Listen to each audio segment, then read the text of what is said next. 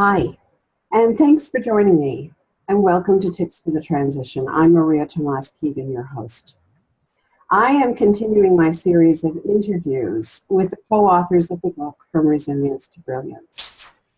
I love this collection of stories by women who share how they have overcome challenges and stepped back into their power to thrive. My guest today is Cyndee Harding, whose story is called Becoming a Safe Woman.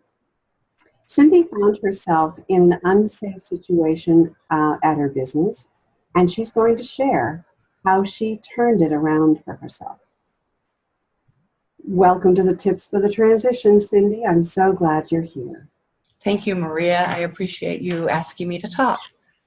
So please tell us your story of feeling unsafe and how you became passionate about sharing it with others. Okay, I was an accountant for about 25 years, and typically I worked out of my home. I decided in 2012 to move to an office, and the location was okay. It wasn't super sketchy, but it wasn't, probably the best. And I do taxes. And so during that tax season, I realized that I was often there alone by myself.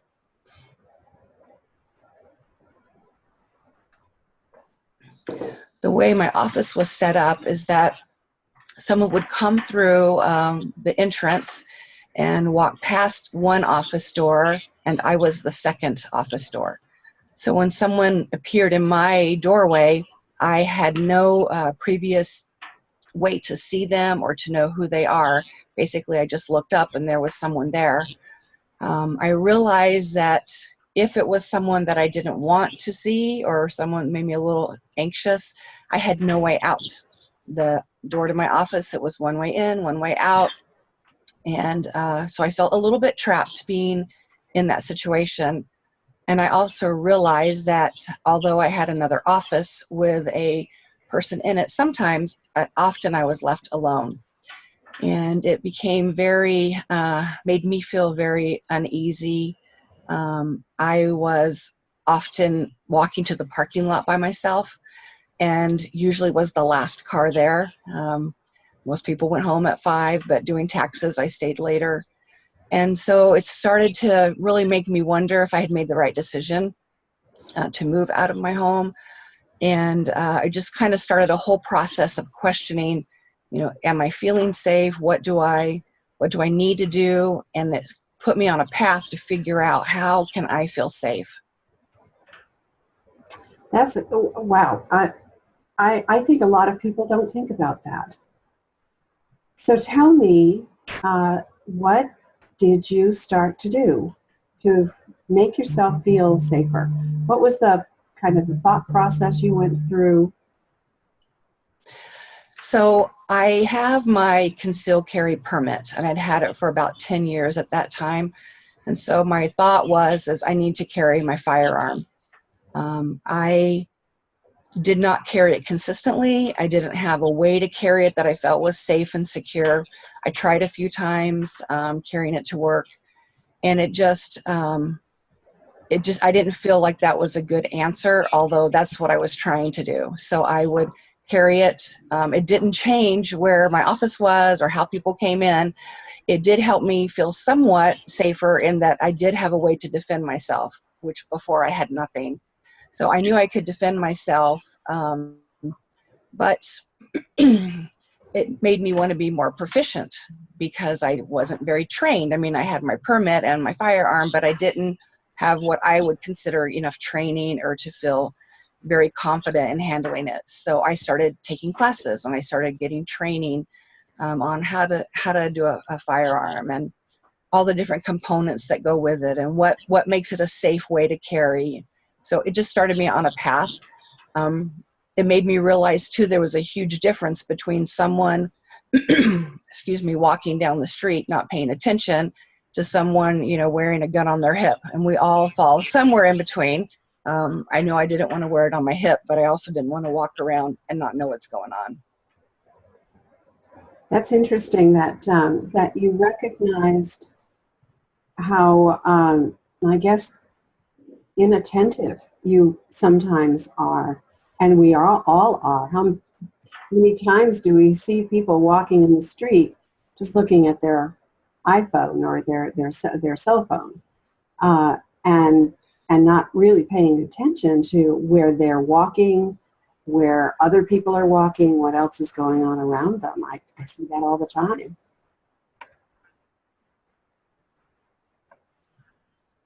So do you see other things, Cyndee,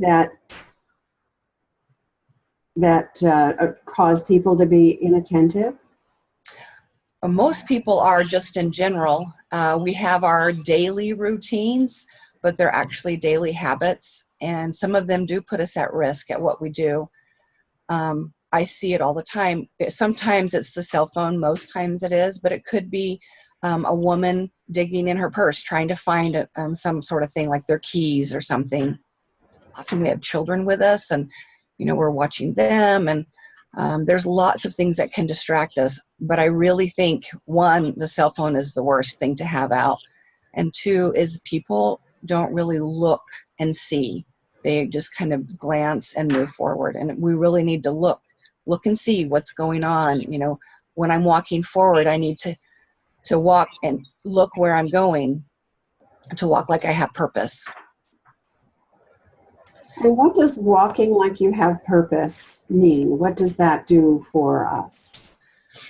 Well, first off, you have to think differently, because I don't think like someone who would rob someone or be a perpetrator, nor would you.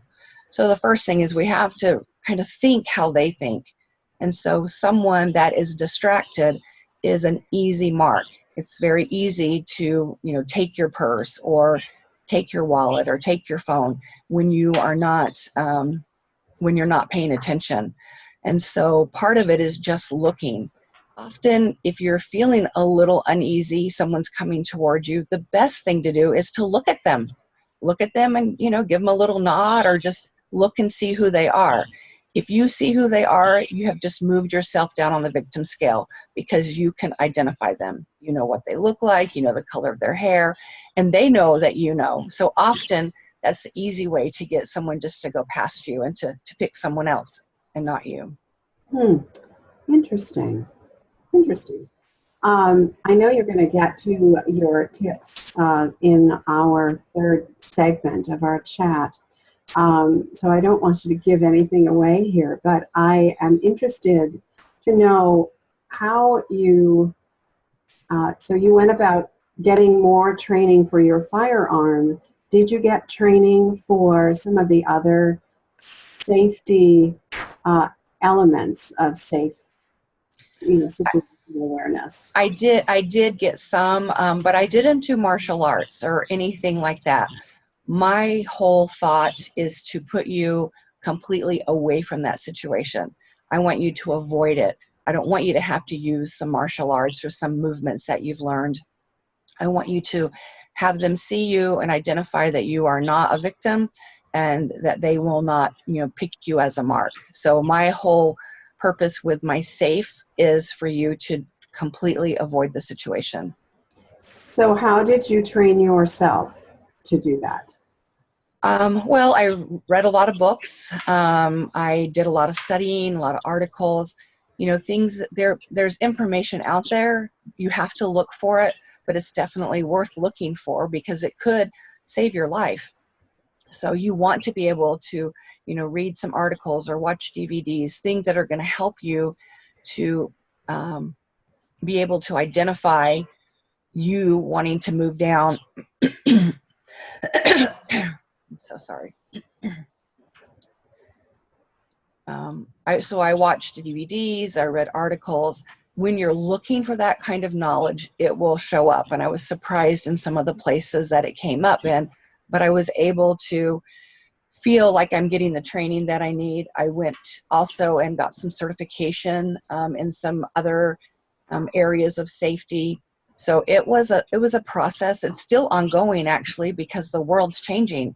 And so some of the things that we might have done 5 years ago doesn't really work for today. So I'm constantly training and getting more education. because I want to be able to give the information that is most relevant and what is really going to help you. That's terrific. You know, these are great reminders for all of us to think about if kind of prepare us. It's the what if something happens, and to be prepared. So it's an interesting topic, this how to be safe. And since learning from Cyndee myself about situational awareness, I am much more conscious of what's going on around me when I'm out and what I can do if something happens. So one of the things I do now because of Cyndee is I zip my purse up, and when I get into my car, I lock the doors. So thank you for those 2 tips, because they do make me feel safer. Thank you so much for listening and doing. Most of us don't have our purses zipped up, and we don't lock our doors. And it's those little things, the small things that make a big difference. Yeah. That's what I'm all about. Yeah. So I want you, all our listeners, to stay tuned for our next segment with Cyndee, because she's going to actually talk about some of the emotions that came up for her when she was feeling unsafe and what she did to turn things around for herself to take control. So till next time, I'm María Tomás-Keegan.